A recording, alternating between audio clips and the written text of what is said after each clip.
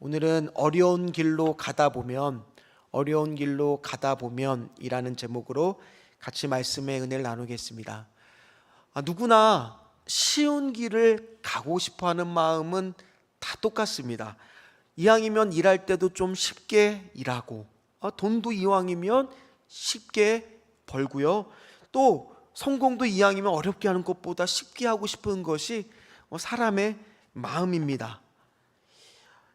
아니, 요즘에 젊은 사람들은 그래서 막 일찍 파이어족이라고 해서 은퇴를 해서 그냥 여행도 다니고 그냥 유튜브도 하면서 이렇게 좀 쉽게 살아가기를 꿈꾸는 것이 요즘의 세상입니다. 그런데 과연 쉬운 것이 좋을까요? 가령 예를 들어서 운동을 하는 것은 어렵습니다. 운동하지 않고 당연히 집에서 TV를 보고 소파에 누워 있는 것이 훨씬 쉽지요. 그럼에도 불구하고 우리는 운동을 왜 합니까? 운동을 해야만 건강해지니까요. 그렇기 때문에 우리는 운동을 합니다. 또 생업에서도 마찬가지입니다. 가령 식당에서 우리가 일을 할 때 주인이 몸이 편하면 그 식당은 망하게 되어 있습니다. 주인이 몸이 힘들어야 돼요. 예를 들어서 육수를 낼 때도 당연히 그냥 기존에 있는 제품을 사다가 와서 희석해서 쓰면은 굉장히 편합니다. 많은 식당들이 실제로 그렇게 한다고 들었습니다. 그런데 그래도 내가 고생을 해서 육수를 내는 것은 그래도 내가 맛에 있어서는 다른 가게하고는 좀 차별을 두겠다. 그래서 아침 일찍부터 장을 보고 육수를 내는 일을 하는 것은, 고된 일을 하는 것은 그만큼 그 일을 해야 맛에 있어서의 차별을 느낄 수 있기 때문입니다.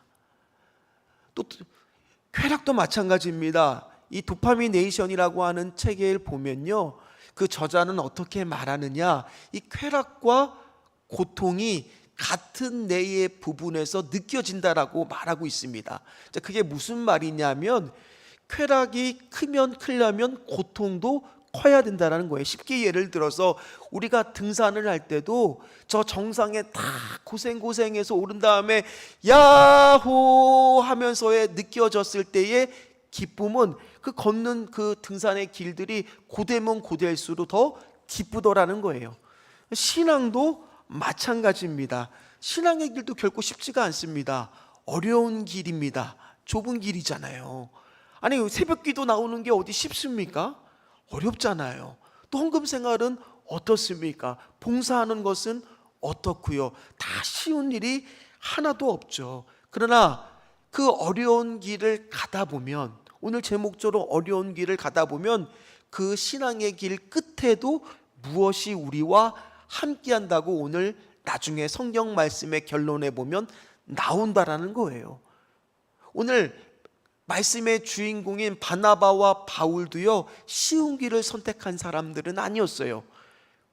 그는 지난 시간에 우리가 안디옥 교회 5명의 지도자, 일종의 지금으로 따지면은 리더, 목회자 중에 한 사람이었습니다. 거기서 충분히 목회를 하는 쉬운 길을 선택할 수가 있었습니다. 그런데 성령의 이끌림을 받아서 갑자기 이 두 사람, 바울과 바나바가 어떤 선택을 합니까? 바로 선교를 가야 되겠다라는 어려운 길을 선택을 합니다.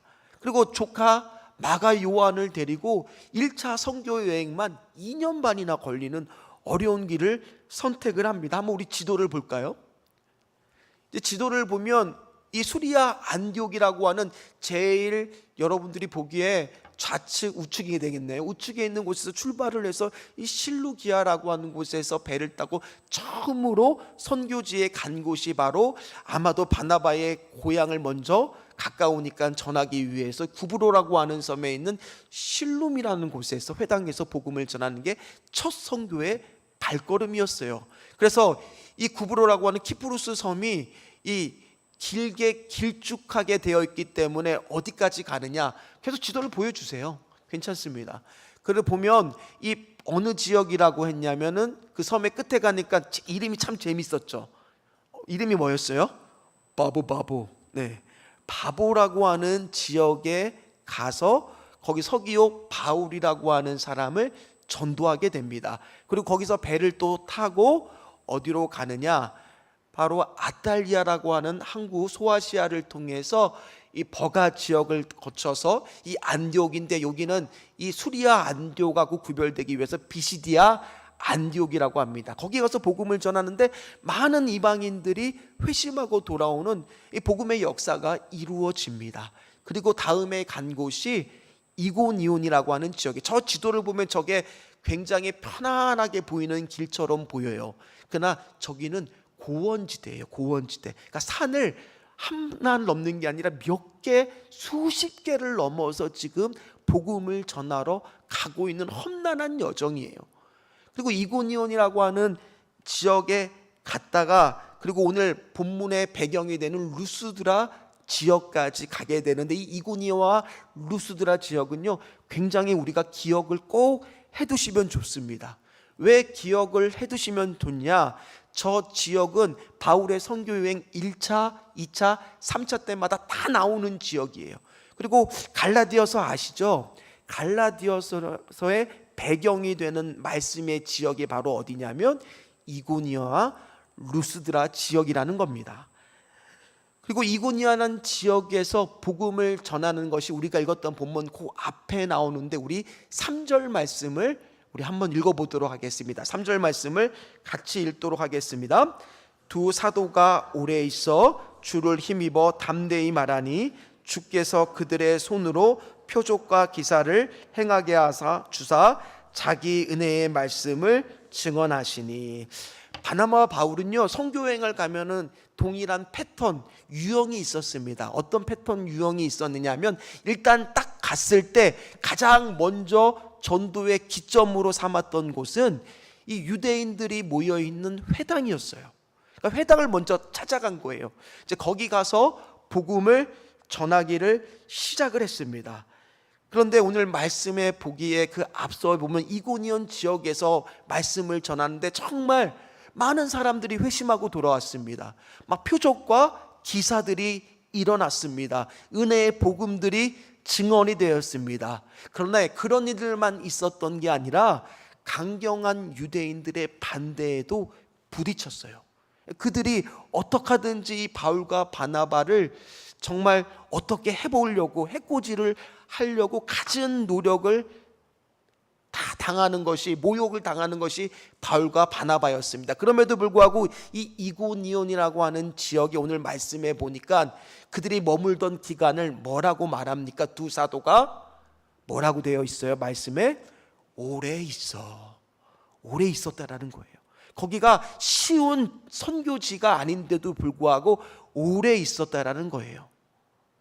그리고 이것을 새 번역 버전의 말씀으로 다른 말로 바꾸면 충분히 그곳에 머물러 있었다라는 거예요. 오랫동안 머물러 있었다는 거예요. 아니, 당연히 우리 같으면 반대에 부딪히고 사람들이 자꾸 모욕스러운 말을 하고 뭐라고 하면, 바나바와 바울 같으면 뭐 하면 되는 거예요? 그곳을 그냥 떠나버리는 게 쉬운 일이에요.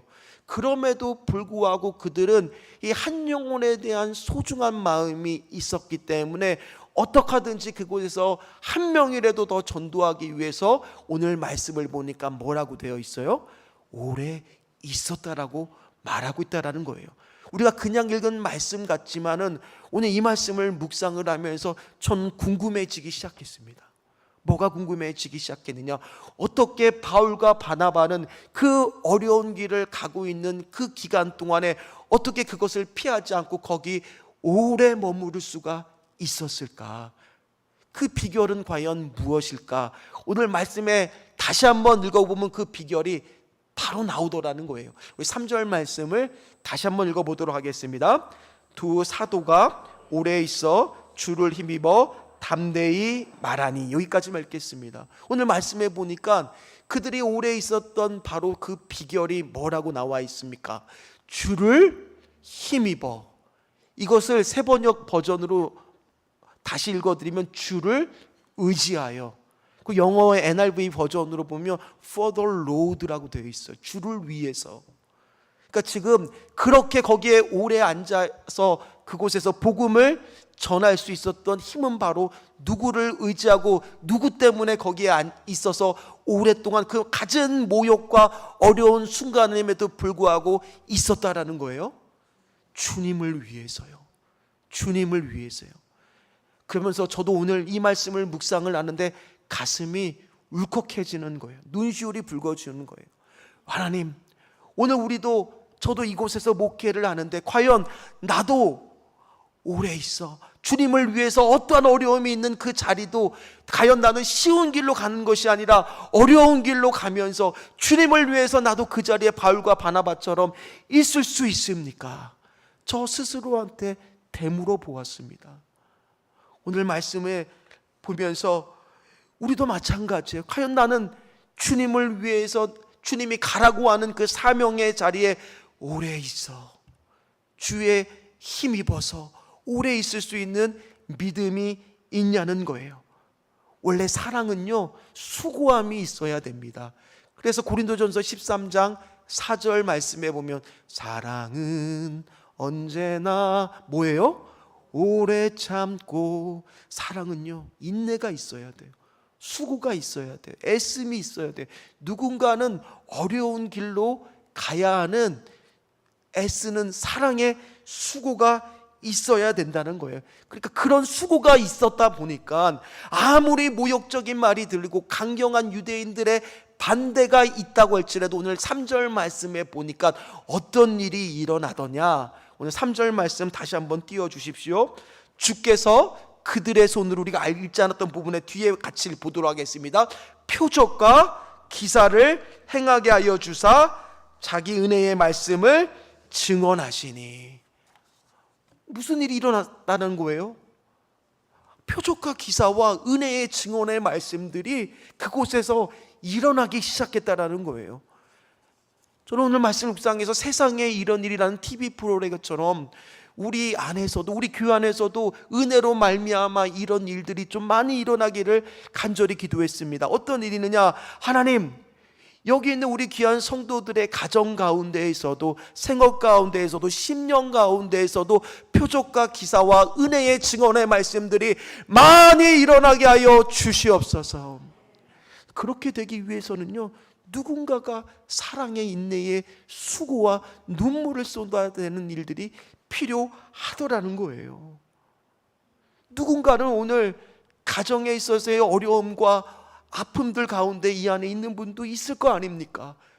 대문이 막혀있는 가정도 있을 것이고, 생업의 가운데 어려운 가정도 있을 것이고, 깨어진 관계도 있을 것이고, 그 모든 가정 가운데 표적과 기사가 일어나게 하여 주시옵소서. 은혜의 복음의 증언의 말씀들이 일어나게 하여 주시옵소서.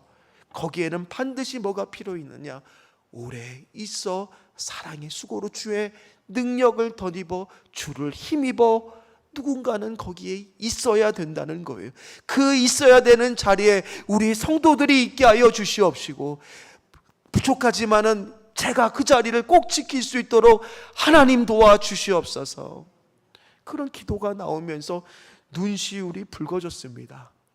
그럼에도 불구하고 오랫동안 그곳에 복음을 전했으나 더 이상 강경한 유대인들 때문에 더 이상 거기에 있지를 못하자 할 수 없이 이고니온에서 나와서 남서쪽 32km 떨어진 루스드라고 하는 지역으로 바나바와 바울은 떠나게 됩니다.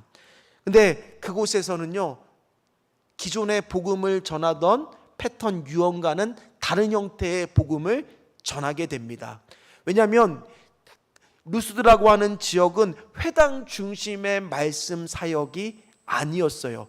그랬던 이유는 루스드라고 하는 지역이 바로 유대인들이 별로 살지 않았다라는 뜻이에요. 그러니까 이방인들이 많았다라는 겁니다. 특별히 루스드라에서 복음 전하는 것이 왜 중요하냐?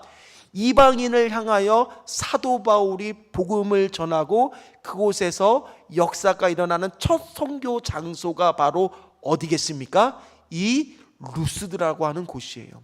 이곳에서 어떤 일이 일어나느냐? 아마 광장같이 사람들이 많이 모이는 곳이었나 봅니다. 그곳에서 복음과 말씀을 전하고 있는데 한 사람이 눈에 들어오기 시작했습니다.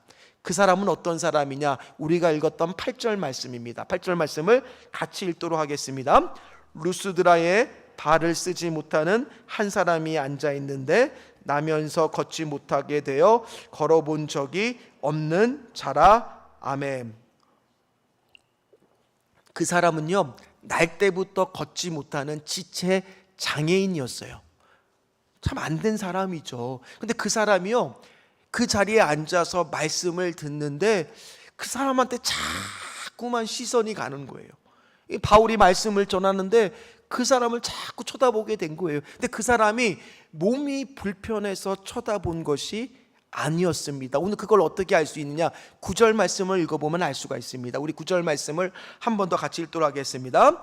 바울이 말하는 것을 듣거늘 바울이 주목하여 구원받을 만한 믿음이 그에게 있는 것을 보고, 바울이 영적인 눈으로 바라보니까 이 루스드라의 지체 장애인, 걷지 못하는 이 사람한테 뭐가 있다는 것을 간파했습니까? 구원을 받을 만한 믿음, 다른 말로 바꾸면은 고침을 받을 만한 믿음, 구원을 얻을 목적을 가지고 있는 믿음이 있다는 것을 보게 된 거예요. 그렇잖아요. 지금 이 바울이 아무도 유대인이 없는 그런 곳에서 복음을 전하는데 자기를 쳐다보는데, 저는 이 바울의 마음이 좀 이해가 돼요. 저도 강대상에서 이렇게 설교를 하면서 우리 성도들의 얼굴들을 볼 거 아니에요? 근데 유독 가다 보면은 저도 이렇게 쳐다보면 눈에 딱 띄는 사람이 있더라는 거예요. 언제 그 사람은 말씀을 듣는데 뭔가 그 말씀을 다 자기 것처럼 이렇게 아멘 아멘 하면서 이 말씀이 내 말씀인 것처럼 그렇게 듣는 분들이 있더라는 거예요. 아멘도 크게 안 해요. 속으로 아멘 아멘 이렇게 하면서 그 집중하면서 듣는 그런 사람들이 있더라는 거예요. 오늘 그런 사람이 바로 하나님이 주목하는 사람인 줄 믿습니다. 그런 사람이 내가 돼야 될 줄 믿습니다. 그래도 아직까지 아멘 안 하시는 분들이 꼭 있어요. 오늘 말씀해 보니까 이 사람이 고침을 받을 만한 믿음, 구원을 얻을 만한 믿음이라는 건 바로 무슨 믿음이냐? 지금 나에게 닥치는 이 상황을 바꿀 만한 믿음이라는 거예요. 여기 계셔서 우리 성도님들 중에서도 이 자리에 오신 분들 중에서 지금의 내 상황을 하나님 좀 바꾸어 주시옵소서, 이런 마음을 가지고 나오신 분이 있잖아요. 하나님, 지금 내 상황이 너무나 어렵고 힘듭니다. 내 상황이 지금 너무나 괴롭고 힘든데 이 상황을 바꿀 만한 믿음이 나에게 있게 하여 주시옵소서. 근데 그 믿음은 어디서 나오느냐? 로마서 10장 17절 말씀입니다. 같이 읽도록 하겠습니다. 그러므로 믿음은 들음에서 나며 들음은 그리스도의 말씀으로 말미암았느니라. 아멘. 지금의 이 상황을 벗어날 수 있는 가장 빠른 길은 바로 뭐냐? 어디서부터 시작이 되는 거예요? 말씀을 듣는 자리부터 시작되더라는 거예요. 믿음은 어디서 나온다고요?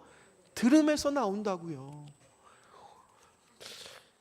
오늘 그렇게 말씀을 잘 듣고 있었던 그 사람을 향해 그래서 사도 바울도 성령이 주는 감동이 있었겠죠. 그래서 외칩니다. 내 발로 들고 일어나라. 그랬더니 그 루스드라의 지체 장애인이 벌떡 그 자리를 일어나게 됐던 거예요. 할렐루야. 그 상황을 벗어날 수가 있게 되더라는 거예요. 오늘 마찬가지예요. 저도 이 가운데 분명히 상황을 벗어나고 싶고 이 고통을 벗어나고 싶고 지금 나의 가정을 바꿀 만한 그런 믿음이 있는 자는 오늘 이 말씀 가운데 그 가정이 그대로 이루어지는 은혜의 말씀이 되기를 주의 이름으로 축원합니다.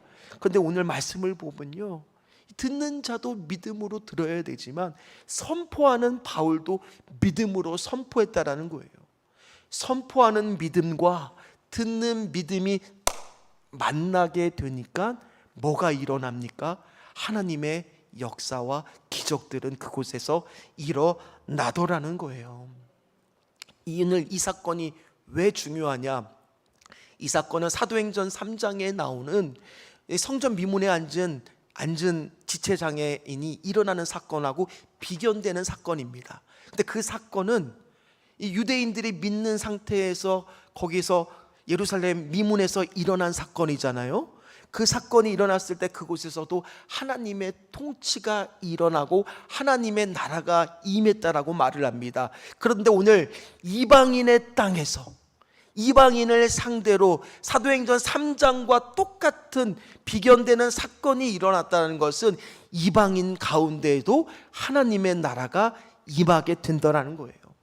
하나님의 임재가 일어나게 된다는 거예요. 그럼 오늘 우리에게도 적용해서 똑같다라는 거예요. 오늘 우리 가정 안에서도 우리 심령들 여기 계신 한 분들 한 분들 가운데에서도 뭐가 일어날 수 있는 거예요? 치유의 역사, 하나님이 임하시는 역사, 하나님의 나라가 임하는 역사가 일어날 수 있다라는 거예요. 오늘 이건 생명의 말씀이에요. 하나님 그렇습니다.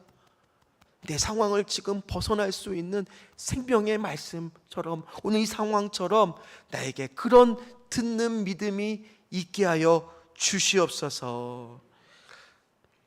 그런데 오늘 이 말씀이 끝나고 나서의 결과는 조금 사도행전 3장과 다를 수밖에 없어요. 왜 다를 수밖에 없느냐? 사도행전 3장에서는 유대인들이었기 때문에 다 하나님을 알지만 이 루스드라 지역은요 이방인들 때문에 하나님에 대해서 잘 몰라요. 그래서 오늘 이렇게 반응했습니다. 11절 말씀을 같이 읽어보도록 하겠습니다.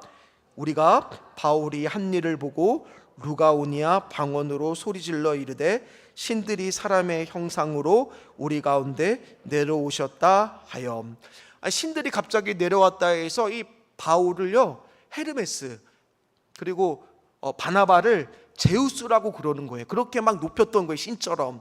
그러니까 제가 그거 설교 부분을 집에서 이렇게 치고 있으니까 컴퓨터로 이렇게 치고 있으니까 옆에 제 딸이 와요. 그러면서 갑자기 그 화면을 보더니만 평상시 그러지도 않던 애가 갑자기 딱 보더니만 아빠 왜 성경에 그리스 로마 신화의 사람들이 나와?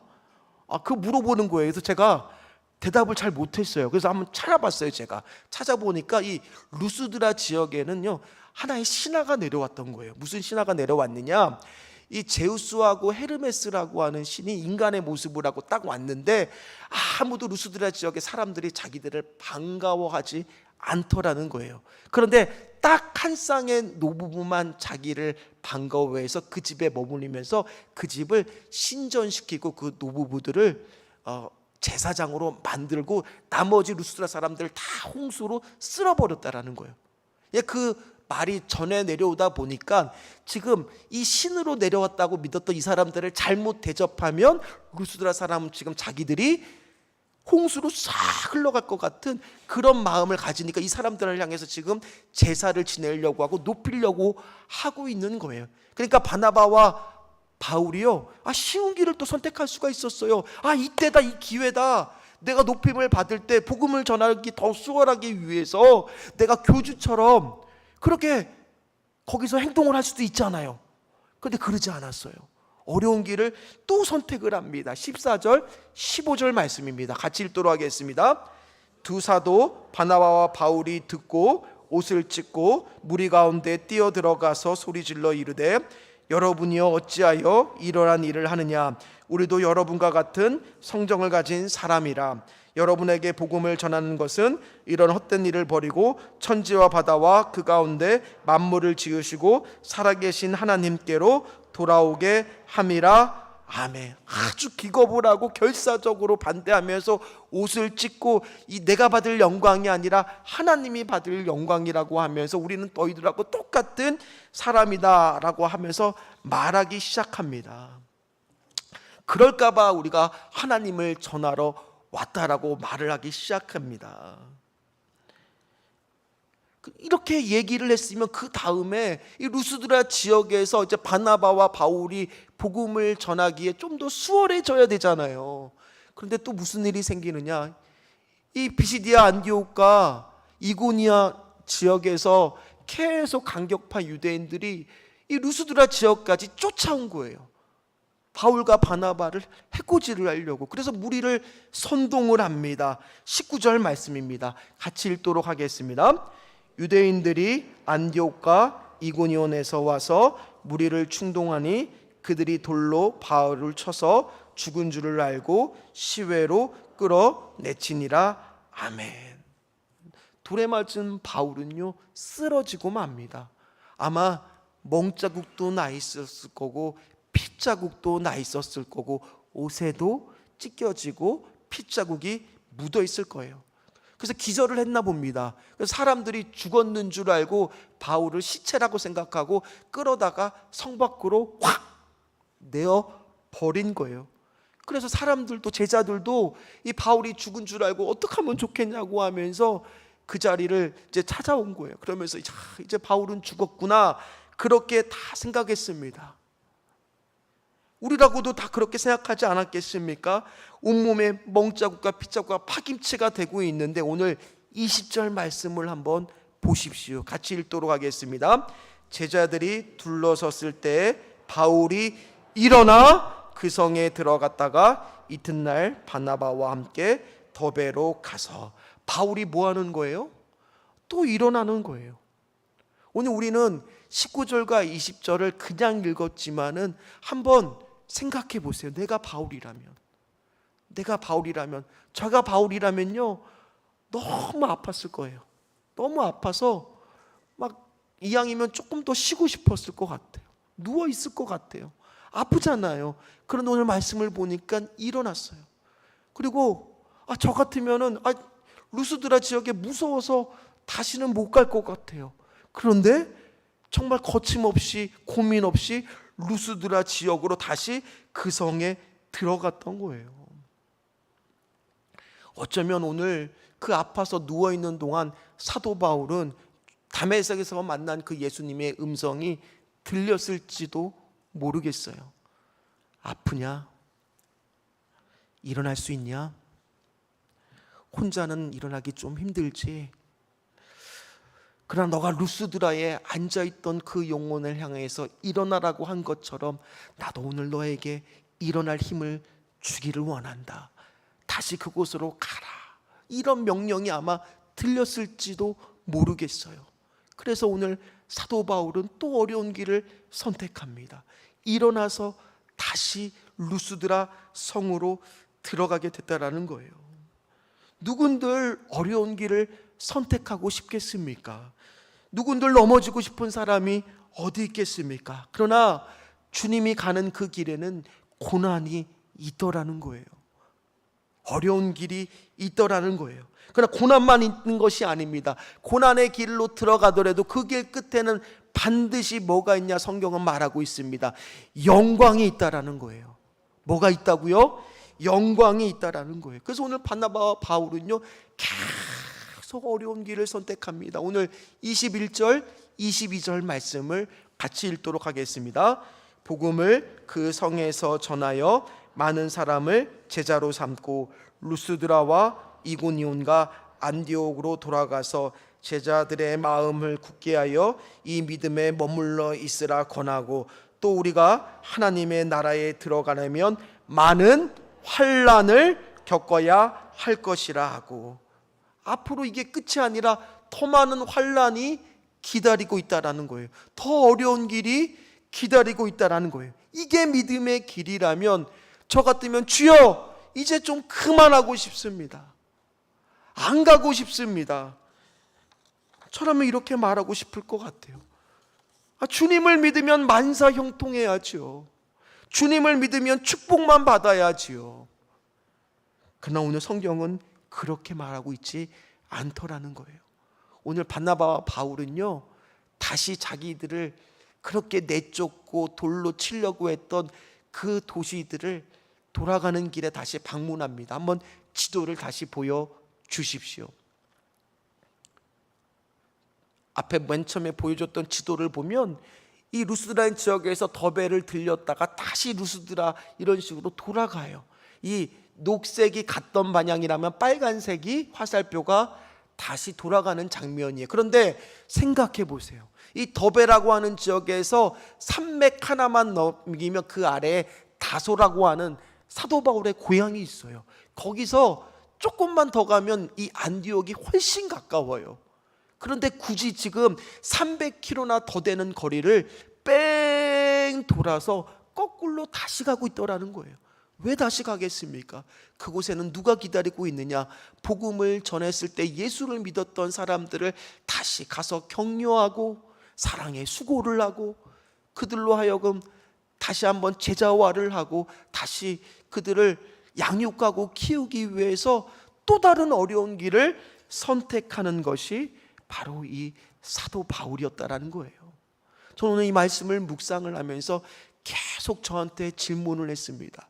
김건준 목사, 그러면 너는 어떻게 할래? 너는 어떻게 할래? 저에게도 마찬가지예요.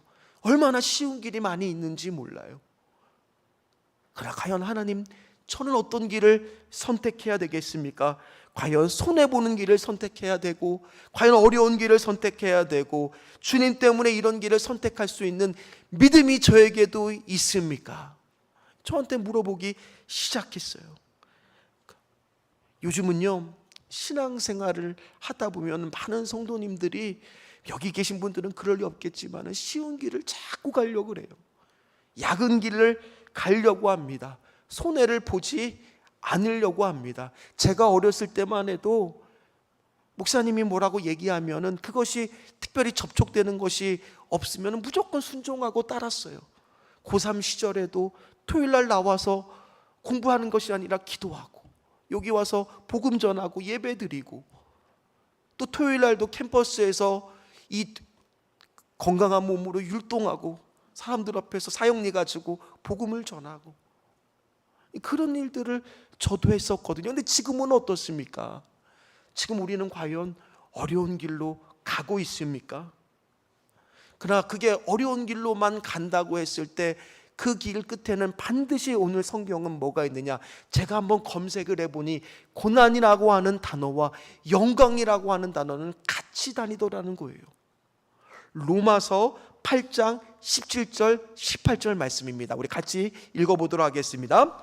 자녀이면 또한 상속자 곧 하나님의 상속자요 그리스도와 함께한 상속자니 우리가 그와 함께 영광을 받기 위하여 고난도 함께 받아야 할 것이니라. 생각하건대 현재의 고난은 장차 우리에게 나타날 영광과 비교할 수 없도다. 아멘. 지금 여기 계신 분들 중에서 어려운 길을 가고 있는 분이 있을지도 몰라요. 고난의 길을 걷고 있는 분이 있을지도 몰라요. 그러나 그 길 끝에는 반드시 어떤 길이 나오게 된다는 겁니까? 영광의 길이 나오게 될 줄 믿습니다. 오늘 말씀을 보니까 고난의 길로 간다고 해서, 어려운 길로 간다고 해서 그것이 힘든 길이고 그것이 실패의 길이 아니라 그 길은 반드시 나오게 되는 길이 있으니 십자가 영광의 길로 나온다라는 거예요. 저는 오늘 이 말씀을 마지막으로 묵상을 하면서 갑자기 한 찬양이 계속 제 입가에서 맴도기를 시작했습니다. 지난주 저녁 예배 때 우리 세den교회 음악 목사 박주호 목사님이 오셔서 이제 찬양하고 말씀을 전하는데 우리 성도들이 너무 많은 은혜를 받으시더라고요. 거기서 이 찬양을 부르는데 이 찬양이 한 주 내내 저의 입에서 계속 흥얼거려지는 거예요. 어떤 찬양이었냐면, 내 평생 살아온 길 뒤돌아보니 짧은 내 인생길 오직 주의 은혜라. 이 찬양이 자꾸 부르면서 그 나중에 뒤에 가사를 보면, 달려갈 길 모두 마친 후에, 내 어려운 길을 모두 마친 후에 주님의 얼굴을 배울 때 가사에 보면 나는 공로 전혀 없도다 오직 주의 은혜다 라고 고백하는 말씀의 고백이 나의 고백이 좀 되게 하여 주시옵소서. 그 고백을 하면서 주님 앞에서 하염없이 울었어요. 하나님, 나도 좀 그렇게 어려운 길로 가게 좀 해주세요. 하나님, 왜 자꾸 쉬운 길로만 가려고 합니까? 하나님. 그러면서 내 자신을 너무 많이 또 한번 반성하고 하나님 앞에서 또 울었습니다. 사랑하는 우리 성도 여러분, 오늘 누군가는 사랑의 수고가 있어야 돼요. 가정이 복음화되기를 원하십니까? 가정이 영광의 길로 가기를 원하십니까? 누군가는 사랑의 수고를 해야 되고 인내를 해야 되고 그 가운데 어려운 길로 가셔야 돼요. 그렇게 되었을 때 반드시 그 길 끝에는 영광의 길이 있게 될 줄 믿습니다. 믿습니다.